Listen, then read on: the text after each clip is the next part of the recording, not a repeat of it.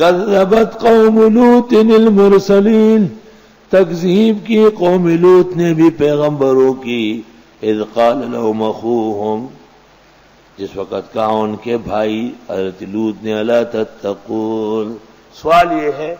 کہ حضرت لوط تو بالاتفاق سدوم اور معموریہ کا رہنے والا نہیں ہے، ان کو کیوں کہا اخوہم؟ تو روح المعانی میں ابن عباس سے مروی ہے، کانوا من اصحارہ، یا حضرت کی شادی ہوئی تھی، سسرالی تھے سسرالی۔ ان لکم رسول امین، بے شک میں تمہیں ڈراتا ہوں، بے شک میں رسول ہوں امانتدار، فاتقوا اللہ واطیعون، اللہ سے ڈرو، کہا مانو، وما اسألکم علیہ من اجر،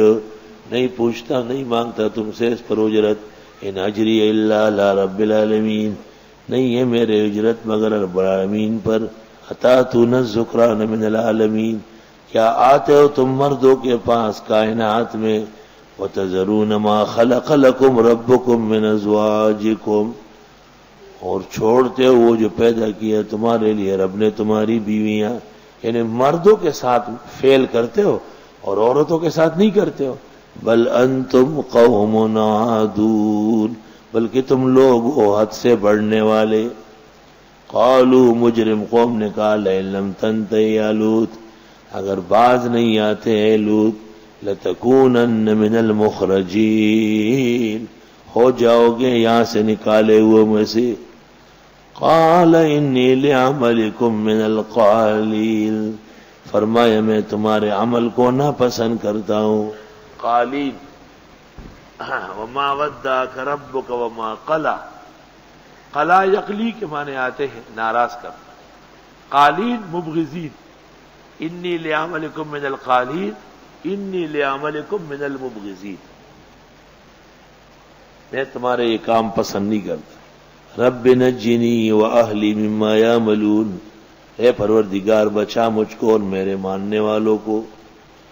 یعنی میرے اہل کو جو یہ کام کرتے ہیں۔ فنجیناہ واہلہ، ہم نے نجات دی حضرت کو ان کے ماننے والوں کو، اجمعین سب کو،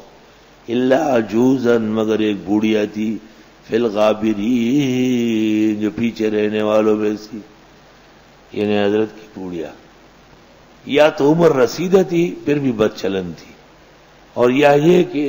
عجوزہ بمعنی پیغمبر کی بیوی، تو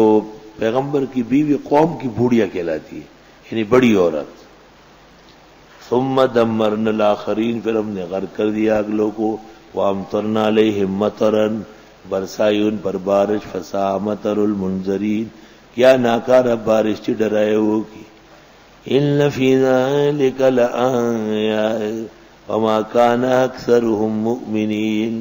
وان ربک لہو العزیز الرحیم۔